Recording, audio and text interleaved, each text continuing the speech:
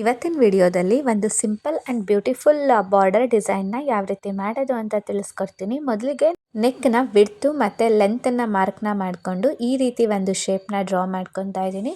Basic neck ವಿಡ್ತ್ಗಿಂತನೂ 1.5 inch extra ಮಾರ್ಕ್ನ ಮಾಡ್ಕೊಂಡು ಈ ರೀತಿ ಒಂದು ಶೇಪ್ನ ಮಾರ್ಕ್ ಮಾಡಿ ಕಟ್ ಮಾಡ್ಕೊಂಡಿದ್ದೀನಿ. ಈ ಪರ್ಟಿಕ್ಯುಲರ್ ಪೀಸ್ ಅಟ್ಯಾಚ್ ಮಾಡೋದಕ್ಕೆ ಹೆಲ್ಪ್ಫುಲ್ ಆಗಲಿ ಅಂತ ಆರೋ ಮಾರ್ಕ್ ಸಿಂಬಲ್ನ ಕೊಟ್ಕೊಂಡಿದ್ದೀನಿ. ಇವಾಗ ಅದೇ ಮೆಷರ್ಮೆಂಟ್ಗೆ ಸ್ಯಾರಿಯಲ್ಲಿ ಬಂದಿರೋ ಕಾಂಟ್ರಾಸ್ಟ್ ಕಲರ್ ಪೀಸ್ನ ತಗೊಂಡು ಕಟ್ ಮಾಡ್ಕೊತಾ ಇದ್ದೀನಿ. ಇದ್ರ ಜೊತೆಗೆ ನಾವು ಪೇಪರ್ ಕ್ಯಾನ್ವರ್ಸ್ನು ಸಹ ಯೂಸ್ ಮಾಡಬೇಕು. ಸೊ ಪೇಪರ್ ಕ್ಯಾನ್ವರ್ಸ್ ಮೇಲೂ ಅದನ್ನು ಇಟ್ಕೊಂಡು ಎಕ್ಸ್ಟ್ರಾ ನೋಡಿ ಅಲ್ಲಿ ನಾನು ಎಲ್ಲಿ ಆರೋ ಮಾರ್ಕ್ ಬರೆದಿಲ್ಲ ಆ ಜಾಗದಲ್ಲಿ ಎಕ್ಸಾಕ್ಟಾಗಿ ಕಟ್ ಮಾಡಿಕೊಂಡು ಇನ್ನು ಆರೋ ಮಾರ್ಕ್ ಬರೆದಿರೋ ಜಾಗದಲ್ಲಿ ಎಕ್ಸ್ಟ್ರಾ ಒಂದು ಅರ್ಧ ಇಂಚಿಗೆ ಕಟ್ ಮಾಡ್ಕೊಂಡಿದ್ದೀನಿ, ಯಾಕಂದರೆ ಅಟ್ಯಾಚ್ ಮಾಡೋದಕ್ಕೋಸ್ಕರ. ಸೊ ಇವಾಗ ಈ ಕಾಂಟ್ರಾಸ್ಟ್ ಕಲರ್ ಪೀಸ್ಗೆ ಪೇಪರ್ ಕ್ಯಾನ್ವರ್ಸ್ನ ಇಟ್ಕೊಂಡು ಐರನ್ ಮಾಡಿಕೊಂಡು ಸೆಟ್ ಮಾಡ್ಕೊಬೇಕು. ಇವಾಗ ಅದೇ ಮೆಷರ್ಮೆಂಟ್ ಇನ್ನು ಒಂದು ಲೈನಿಂಗ್ ಬಟ್ಟೆನ ಕಟ್ ಮಾಡಿಕೊಂಡು ಇವಾಗ ಮೂರನ್ನು ಸೇರಿಸಿ ಒಂದು ಸ್ಟಿಚ್ ಹಾಕೊತಾ ಇದ್ದೀನಿ. ಈ ಸ್ಟಿಚ್ ಹಾಕಬೇಕಾದ್ರೆ ಕ್ಯಾನ್ವರ್ಸ್ ಮೇಲೆ ಸ್ಟಿಚ್ ಹಾಕಬಾರ್ದು, ಕ್ಯಾನ್ವರ್ಸ್ ಪಕ್ಕದಲ್ಲಿ ಸ್ಟಿಚ್ ಬರೋ ರೀತಿ ನೀಟಾಗಿ ಸ್ಟಿಚ್ ಹಾಕ್ಕೊಂಡು ಅಲ್ಲಲ್ಲಿ ಕಚ್ಗಳನ್ನ ಇಟ್ಕೊಂಡು ನೋಡಿ ಈ ರೀತಿ ಟರ್ನ್ನ ಮಾಡ್ಕೊಬೇಕು. ಟರ್ನ್ ಮಾಡಿಕೊಂಡು ಒಂದು ಅಪ್ಪರ್ ಸ್ಟಿಚ್ನ ಹಾಕೊಂಡ್ಬಿಡಿ. ಇವಾಗ ಕರೆಕ್ಟ್ ಮೆಷರ್ಮೆಂಟಲ್ಲಿ ಕಟ್ ಮಾಡ್ಕೊಂಡಿರೋ ಲೈನಿಂಗ್ ಬಟ್ಟೆನ ಇಟ್ಕೊಂಡು ಮಾರ್ಕ್ನ ಮಾಡ್ಕೊಳ್ಳಿ. ಎರಡಕ್ಕೂ ಸಹ ಕರೆಕ್ಟಾಗಿ ಮಾರ್ಕ್ನ ಮಾಡಿಕೊಂಡು ಅದ್ರ ಪಕ್ಕದಲ್ಲಿ ಒಂದು ಅರ್ಧ ಇಂಚ್ ಸ್ಟಿಚಿಂಗ್ ಮಾರ್ಜಿನ್ ಅಂತ ಕೊಟ್ಕೊಂಡು ಒಂದು ಎಕ್ಸ್ಟ್ರಾ ಸ್ಟಿಚ್ನ ಹಾಕಿ ಇನ್ನು ಉಳಿದಿರೋ ಎಕ್ಸ್ಟ್ರಾ ಫ್ಯಾಬ್ರಿಕ್ ಎಲ್ಲನೂ ಕಟ್ ಮಾಡ್ಕೊಂಡ್ಬಿಡ್ತಾ ಇದ್ದೀನಿ. ಇವಾಗ ಇದು ರೆಡಿ ಆಗಿದೆ. ನೆಕ್ಸ್ಟು ಲೈನಿಂಗ್ ಬಟ್ಟೆನ ಕಟ್ ಮಾಡ್ಕೊಂಡಿದ್ವಿ ಅಲ್ವಾ, ಅದನ್ನು ಕತ್ತನ್ನು ಮತ್ತು ಸೊಂಟದ ಪಟ್ಟಿನೂ ಅಟ್ ಎ ಟೈಮು ಮೇನ್ ಫ್ಯಾಬ್ರಿಕ್ಗೆ ಸ್ಟಿಚ್ ಮಾಡಿಕೊಂಡು ಟರ್ನ್ ಮಾಡ್ಕೊಂಡ್ಬಿಡಬೇಕು.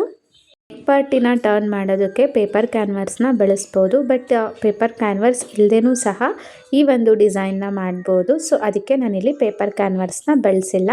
ಅದೇ ರೀತಿಯೇ ಮೇನ್ ಫ್ಯಾಬ್ರಿಕ್ಕು ಮತ್ತು ಲೈನಿಂಗ್ ಬ್ಲೌಸ್ ಬಟ್ಟೆನ ಮಾತ್ರ ಕಟ್ ಮಾಡಿ ಟರ್ನ್ ಮಾಡ್ಕೊಂಡಿದ್ದೀನಿ ಅಷ್ಟೇ.